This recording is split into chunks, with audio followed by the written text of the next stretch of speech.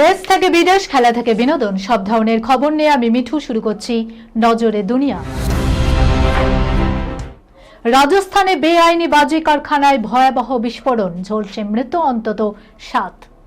রাজস্থানের জয়পুরে একটি বাজি কারখানায় ভয়াবহ বিস্ফোরণ ঘটনায় এখনো পর্যন্ত 7 জনের মৃত্যুর খবর পাওয়া গিয়েছে। আহত হয়েছেন আরো কয়েকজন। জানা যাচ্ছে কারখানাটির কোনো লাইসেন্স ছিল না, বেআইনিভাবে চলছিল। গোটা ঘটনায় চাঞ্চল্য ছড়িয়ে পড়ে এলাকায়। পুলিশ সূত্র খবর, জয়পুরের তালাই কলোনিতে অবস্থিত ছিল ওই কারখানাটি। মঙ্গলবার কারখানাটির গুদামে আচমকাই বিস্ফোরণ হয়। সেখানে প্রচুর পরিমাণে বাজি মজুত করা ছিল। এরপরই কারখানাটিতে ছড়িয়ে পড়ে আগুন। কালো ধোঁয়ায় ঢাকে গোটা এলাকা। বিকট শব্দ শুনে তড়িঘড়ি ঘটনাস্থলে ছুটে আসে স্থানীয়রা, হাত লাগায় উদ্ধার কাজে। প্রত্যক্ষদর্শীদের দাবি, ঘটনার সময় গুদামের ভেতরে বেশ কয়েকজন ছিলেন। বিস্ফোরণের পরই তারা সেখান থেকে ছুটে বাইরে বেরিয়ে আসার চেষ্টাও করেন, কিন্তু ভয়ঙ্কর আগুনের কারণে অগ্নিদগ্ধ কয়েকজন কারখানার ভেতরেই লুটিয়ে পড়ে। খবর পেয়ে তড়িঘড়ি ঘটনাস্থলে পৌঁছায় পুলিশ এবং দমকল। অগ্নিদগ্ধ অবস্থায় মোট 7 জনকে উদ্ধার করে নিকটবর্তী একটি হাসপাতালে ভর্তি করানো হয়, কিন্তু কেউ প্রাণে বাঁচেনি। কি কারণে বিস্ফোরণটি হলো তা এখনো জানা যায়নি। ইতিমধ্যেই ঘটনার তদন্ত শুরু করেছে পুলিশ। তবে প্রাথমিকভাবে জানা যাচ্ছে গুদামের ভেতর প্রচুর বিস্ফোরক ছিল, সেখান থেকে বিস্ফোরণ হয়েছে। টার্গেট নাবালকরা, গেমিং অ্যাপের আড়ালে ভারতে অপরাধ চক্রের জাল, ফাঁস পাক গ্যাংস্টারের ষড়যন্ত্র। অনলাইন গেমিং অ্যাপকে হাতিয়ার করে ভারতে অপরাধ চক্রের জাল বিস্তার করছে পাকিস্তানের কুখ্যাত গ্যাংস্টার শাহজাদ ভাট্টি। দিল্লি পুলিশের স্পেশাল সেলের হাতে ধরা পড়া 3 নাবালকের জেরায় উঠে এসেছে এমনই চাঞ্চল্যকর তথ্য। পুলিশ সূত্রে জানা গিয়েছে, ধৃত নাবালকদের কাছ থেকে পিস্তল সহ একাধিক আগ্নেয়াস্ত্র উদ্ধার হয়েছে। প্রাথমিক তদন্তে জানা গিয়েছে, উদ্ধার হওয়া পিস্তলগুলি শাহজাদের চক্রের মাধ্যমেই তাদের কাছে পৌঁছেছিল। তদন্তকারীদের দাবি, অনলাইন গেম খেলতে গিয়েই প্রথমে পাঞ্জাবের এক যুবকের সঙ্গে পরিচয় হয় ওই নাবালকদের। পরে সেই যুবক তাদের যোগাযোগ করিয়ে দেয় পাকিস্তানে বসে থাকা কুখ্যাত গ্যাংস্টারের সঙ্গে। এরপর সমাজ মাধ্যম এবং এনক্রিপ্টেড মেসেজিং অ্যাপের মাধ্যমে শাহজাদের সঙ্গে নিয়মিত যোগাযোগ রাখতে শুরু করে নাবালকরা। তদন্তকারীদের একটি সূত্রের দাবি, প্রাথমিকভাবে গেমিং অ্যাপে নাবালক এবং তরুণদের সঙ্গে বন্ধুত্ব গড়ে তুলতেন শাহজাদ। তারপর তাদের ছোটখাটো কাজের দায়িত্ব দেওয়া হতো। পরে ধীরে ধীরে তাদের বড় ধরনের অপরাধমূলক কর্মকাণ্ডে জড়িয়ে ফেলার প্রচেষ্টা চলত। তদন্তকারীদের আশঙ্কা, ভবিষ্যতে এই ধরনের নেটওয়ার্ককে অস্ত্র সরবরাহ এবং দেশবিরোধী বিভিন্ন কাজের জন্য ব্যবহার করা হতে পারে। ধৃতদের কাছ থেকে উদ্ধার হওয়া আগ্নেয়াস্ত্রগুলি ফরেনসিক পরীক্ষার জন্য পাঠানো হয়েছে। পাশাপাশি অস্ত্রগুলি কিভাবে তাদের কাছে পৌঁছালো সেই বিষয়টিও খতিয়ে দেখা হচ্ছে। মধুচন্দ্রিমায় শ্বশুর শাশুড়ি ননদ দেওরদের ভিড়, রেগে গিয়ে ডিভোর্সের পথেই নববধূ।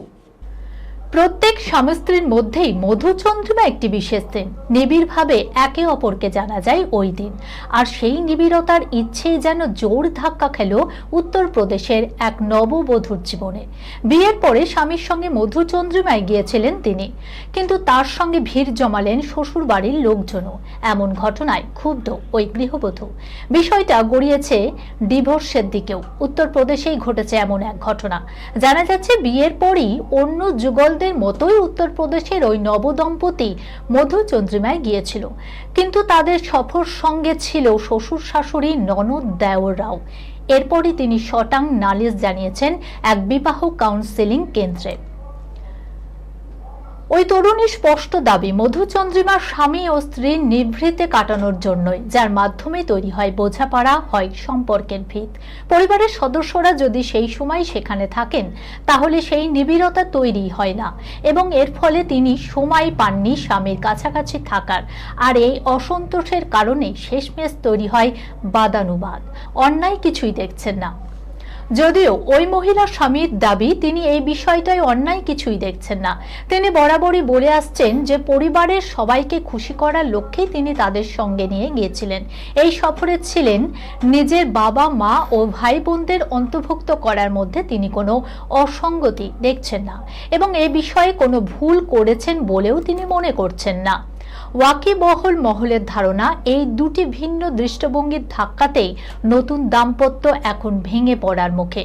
বারবার কাউন্সেলিংয়ের পরও জট কাটেনি। পরিস্থিতি এখন যা তা এখন কেবল একটাই রাস্তা খোলা, ডিভোর্সের। তুখর অ্যাকশনে এবার শাহরুখ সালমানদেরও টেক্কা। আলফা ওম্যান আলিয়া যেন ক্ষুধার্ত হয় না।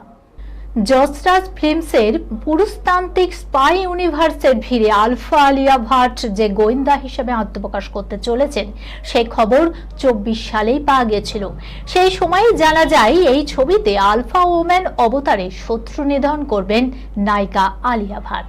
হলিউড সিনেমা হার্ট অফ স্টোনের পর ফের রাফ অ্যান্ড টাফ ভূমিকায় আলিয়া। সেই কারণেই আলফার জন্য গোপনে মারপিটের মারপ্যাচ শিখতে হয়েছে তাকে। অতঃপর অ্যাকশন অবতারে পর্দায় কেমন কাপুন ধরালো কাপুর পরিবারের বৌমা, দেখার অপেক্ষায় ছিলেন ভক্তরা। বুধবার সেই সিনেমার ঝলক প্রকাশ্যে এনে সিনে দুনিয়া তো বটেই, এমনকি দর্শক মহলেও শোরগোল ফেললেও আলিয়া ভাট। যশরাজের এই গোয়েন্দা ফ্র্যাঞ্চাইজিতে ববি দেওয়াল আলিয়া ভাটের বাবার ভূমিকায় রয়েছে। টিজারের শুরুতেই দেখা যায় এক রেস্তোরাঁয় বার্তালাপে ব্যস্ত পিতা পুত্রী। দিনটা আলফা কন্যা আলিয়ার জন্মদিন। সেই সূত্রেই বাবার সঙ্গে বাইরে খেতে আসা, কিন্তু শিউরে যে বড়সড় মিশন অপেক্ষা করছে সেটা বুঝতেই পারেনি। এরপর সাবালিকা হিসাবে 18 বছরের জন্মদিনে বাবার কাছ থেকে আসে এক বিশেষ মিশনে যাওয়ার নির্দেশ। মুহূর্তেই বদলে যায় পরিবেশ। বাধ্য শিষ্যের মতো বাবার নির্দেশ মাফিক সিক্রেট এজেন্ট হিসাবে সে নিকেশ করে একের পর এক শত্রুকে। প্রতিটা অ্যাকশন দৃশ্যে আলিয়া যেন ক্ষুধার্ত হয় না। বাকিটা বড় পর্দায় দেখার অপেক্ষা। 3রা জুলাই মুক্তি পাচ্ছে এই সিনেমা। এই খবরের সঙ্গে শেষ করলাম আজকে নজরে দুনিয়া। আপনারা দেখছেন টিভি 24 বাংলা, সংবাদ বিনোদন সারাদিন সারাক্ষণ।